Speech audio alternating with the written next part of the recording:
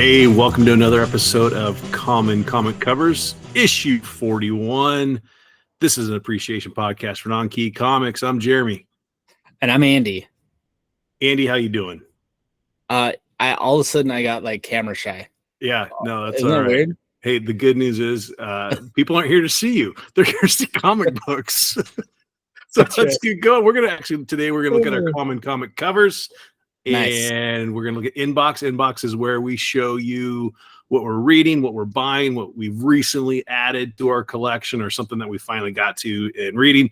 And then each of us are going to take you on a tour or something kind of unique that we think you should have. Andy, nice. What is your... Did you like that? Thank you. What is your common comic cover? Yeah, thanks. Happy. Yeah. So my common comic cover is a Mary Jane cover. This is Spider-Man 40. Typically, I don't do variant covers that much, but this is a J. Scott Campbell variant cover. It's and it's a beautiful good girl cover. It came out recently in February of 24. There's not a lot of them out there right now on the open market that I saw, but it's a cool cover. Yeah, where'd you get it? Did you get it at shop or eBay? You know, actually I got it on my comic shop. Oh wait, I think I got it on eBay. Yeah.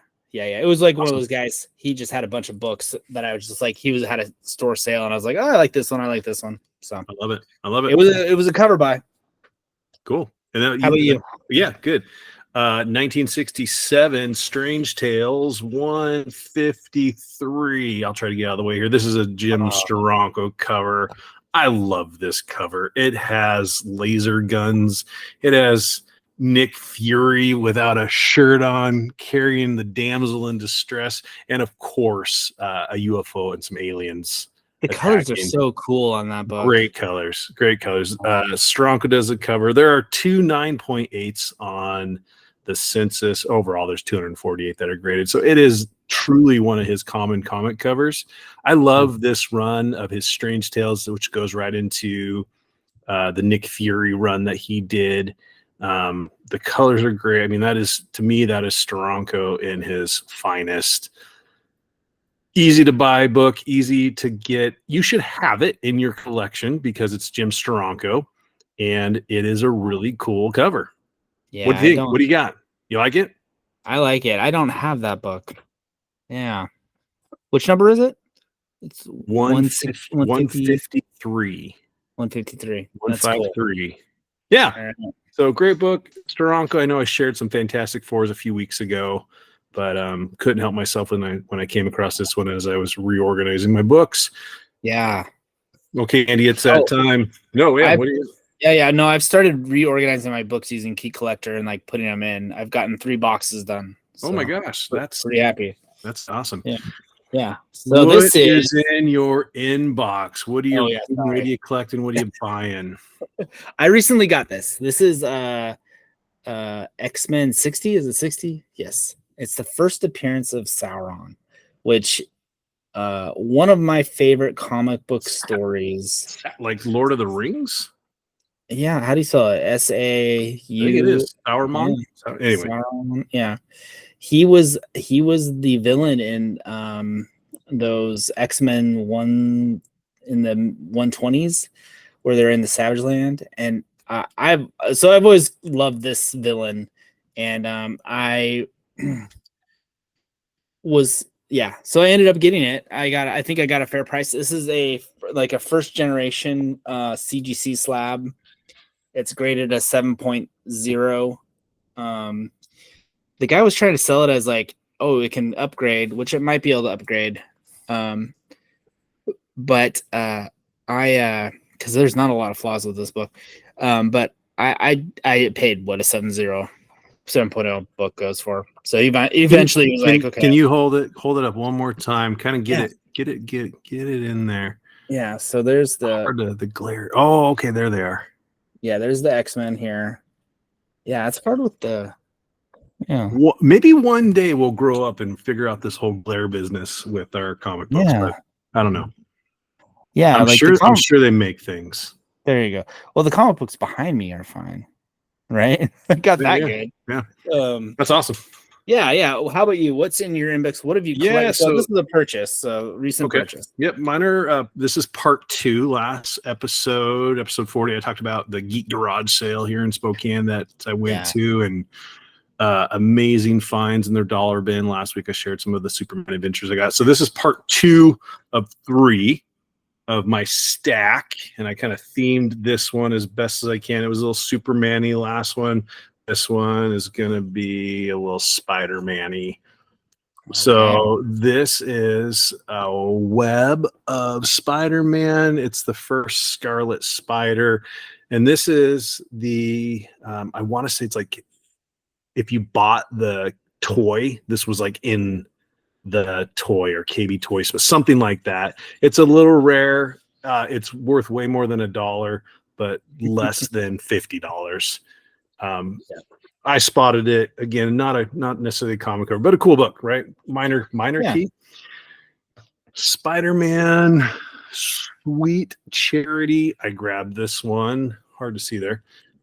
We've been talking a lot about J. Scott Campbell. This is a J. Scott Campbell cover. Yeah. Snagged it just because of that. Yeah. Great. Cool book. He draws a cool Spider-Man. Yeah. These are two a book I've wanted. Again, one of those that's way more than $1. This is Ed Brubaker, his run on Catwoman. So this is number 1 that I found for $1. And then I found number 3 as well. And these, I want to say, these are Darwin Cooke covers. Yeah. So Darwin Cooke, I think, did like the first 4, maybe. I don't even know if he completed a whole arc, but he did the first few covers. So that's a Darwin Cooke. Yeah, that's nice. And then I want to say, that's a Darwin Cooke cover as well, number 3. And then I thought this was just fun. This is back when Kevin Smith was doing some books. There we got the black cat right there. Oh gosh, who is this? Terry Dodson? Yeah. What is this? Spider-Man and the Black Cat number 1. He actually had a few of these, but I just grabbed number 1. Not super interested in this, but cool book. Love the colors. Yeah. And I'm interested in it. Yes, you are. So that is it for part 2. I'm excited. Next episode, I will share my final little collection that I grabbed at that Geek Garage sale. Wow. Andy, it is that time. Do your best, Rick Steves, here and take us on a tour. Okay, I'm taking you on a tour, and you might be like, I've been on this tour before, but this is my personal Canadian price variant collection for me. Wait, so all of them? The ones that I'm keeping. Oh, okay. I think I'm keeping all of them. Yes. Okay. There was one that I found that I'm like, I might sell, but okay. So this is Transformers number 7. Oh, that's cool. This is not in the collection I bought, but I just decided this is what I wanted. This I got in a 3-pack from Toys R Us or whatever. And this was not this book itself, but I had this book when I was a kid, and I had up until 20 years ago a coverless copy of it. And I love this book. It's very sad to see the Transformers defeated, but that's what this book is about. So this on the census there's 230 of these on the CGC census. It's not an expensive book. It's really a nothing book. The Canadian price variants, there's only 12 of them, so not as many sent in to CGC. And this is number 8. Transformers number 8. I love this. I love this book. First Dinobots. They're on the cover. So this is also in that 3-pack, I believe. Were you a legitimate Transformer junkie when you were a kid? Like, not just the comic books, but the toys, the cartoon? Yes, I love the cartoon. I love the toys. I had Sludge. I don't know. I think that's guess what I watched? GoBots. Yep, I was a GoBot. Yep, had some GoBot toys. Forget the Transformers. GoBots. Really? Yeah. No, I missed a lot, but that's all right. You were a leader one instead of an Optimus Prime. You know me. I don't want the mainstream garbage. I don't know. I think GoBots are pretty mainstream. Yeah, they're pretty mainstream. Well, GoBots were like trash compared to. But well, that's because that's what we can afford. How dare you? Keep going. Okay. Anyways, this is a pretty big book. There are there are 1,202 of these on the CGC census of the U.S. edition. There are 23 Canadian price variants, so awesome. Not enough. And this is actually, I bought this, and it's probably a 9.0. It's a really nice copy. And this is a book I didn't have, but I wish I would have had. It's a G.I. Joe 22. It's a cool cover. The cover's by Klaus Janson. Yeah. It's a really cool. Yeah. And it is the first appearance of Roadblock and Duke. So it's a key book. There are 270 of these on the CGC census, and Canadian price variants, there's only 5. So, and this is not in good shape. This is probably a 5.0, 4.0, something like that. That sounds pretty good to me. I mean, yeah, I'm happy to have it in that. Yeah, and this is a pretty low grade book too. Oh, I love this book. I have this. This is one of my first comic books ever. Yeah, me too. It's like in that early, yeah.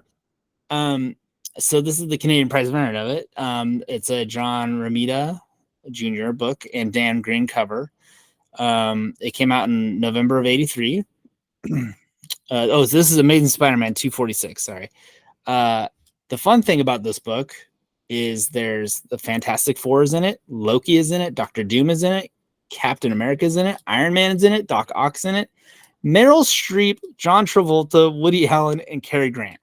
Wow. So it is. I've probably read that book 100 times, and none of that rings a bell because it's probably been 30 plus years since I've read it.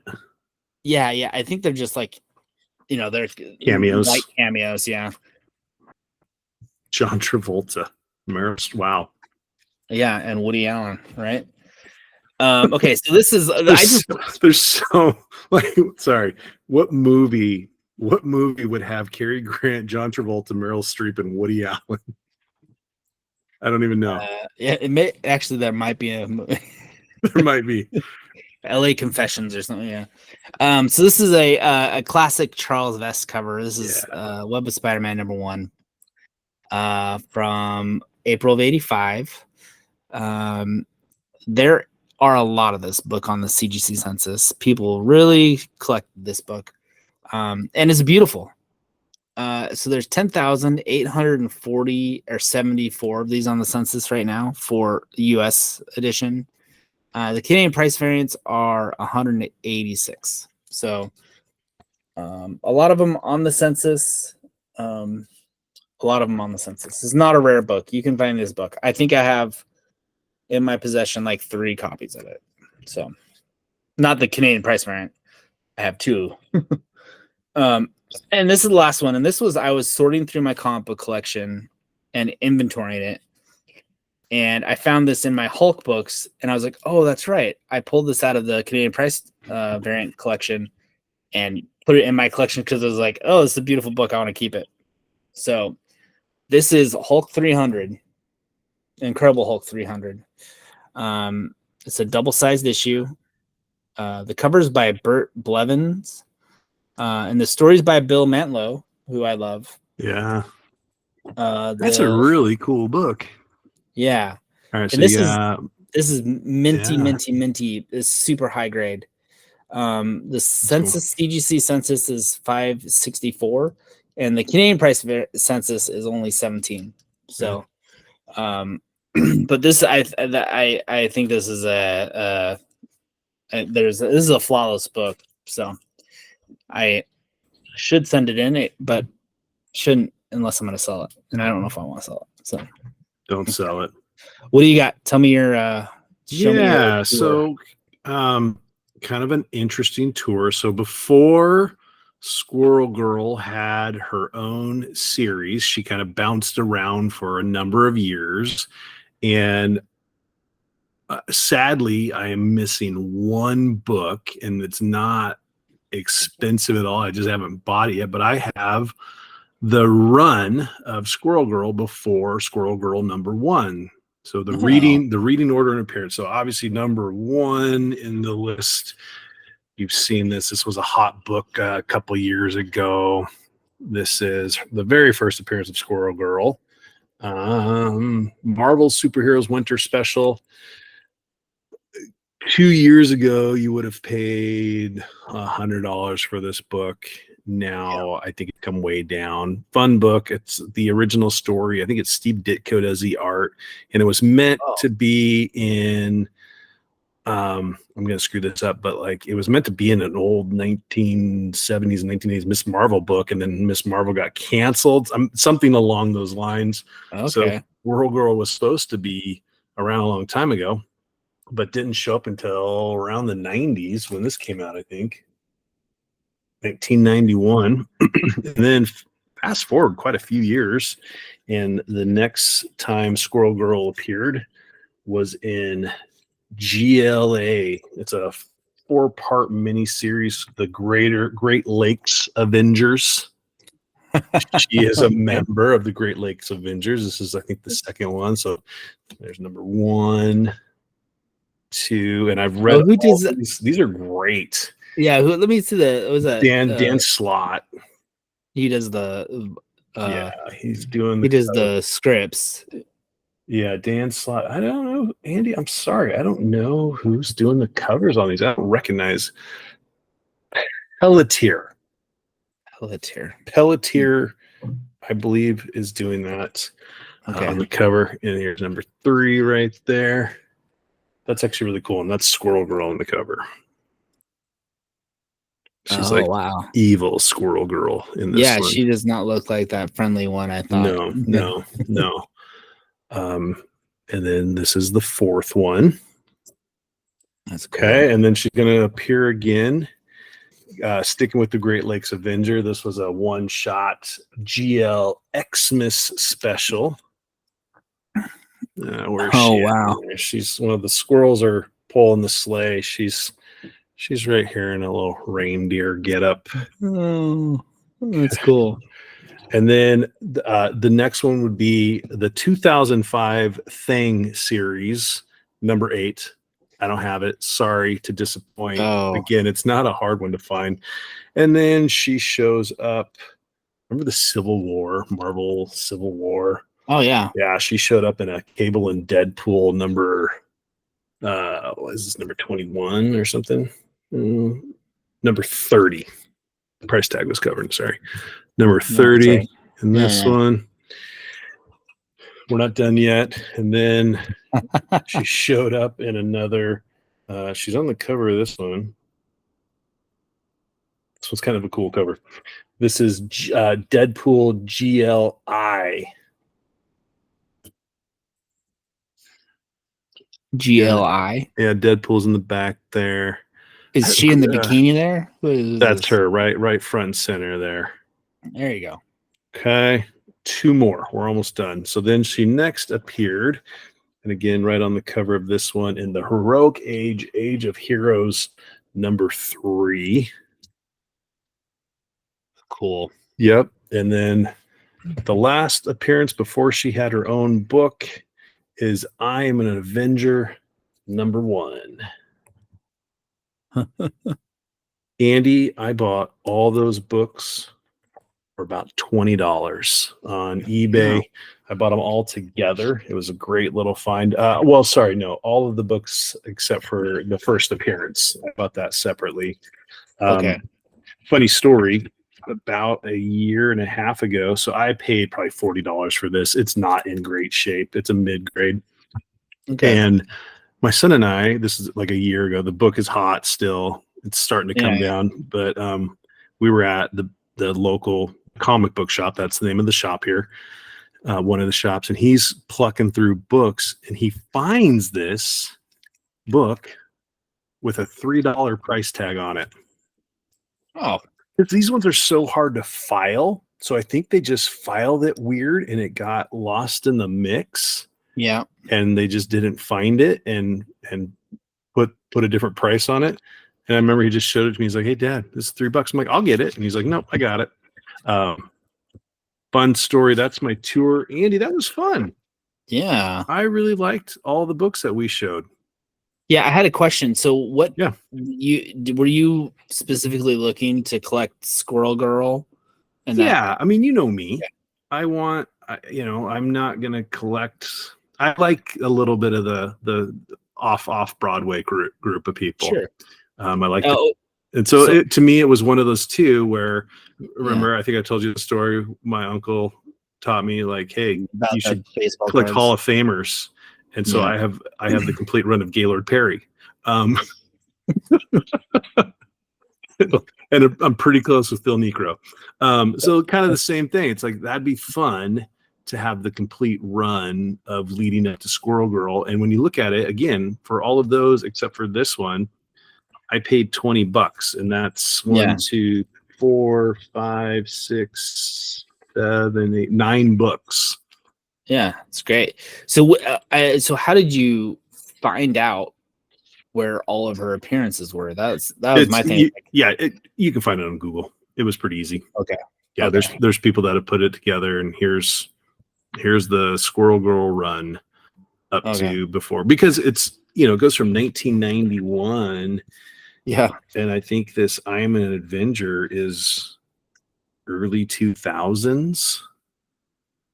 So she's not, she wasn't really around a lot, and I don't think she's great. I have some of the trades from her first series. It's a great read. Yeah.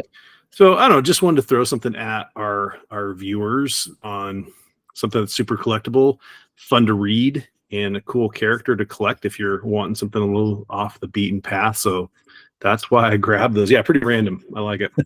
That's cool. Hey, if you're watching, don't forget to subscribe and like. Andy, any closing words before you set us off? No, I don't think so. I've had some misfortunes buying comic books online recently. It's kind of been but you told me you were in some hot negotiations and you bought something that wasn't in the condition that it was advertised, right? Yeah, that was one of them. And then I recently got a book and they sent me the wrong book. So I was like, you sent me the issue before the one I bought. So it's like, I was really looking forward to having that other issue, but all right, you got to figure out a way to change that. You got to shift the win there on your purchases. No, like it's a bizarre. It's good prices right now, but it's I feel like I don't know. I've just had some bad luck, maybe. So well, and I find like I love the mid tier people, but you get some sellers who like they're selling rings and vases, and they found 3 comic books that they want to sell. So those are the ones that shove it in an envelope. Or you get the group that has 5,000 books listed. But I've saved some pretty good sellers that I've been pleased with, and when it's gone wrong, they've been awesome to work with. So I've been pretty fortunate. Yeah, and I usually have no problems, but this is anyways. Awesome. And as Ringo Starr says, peace and love, peace and love.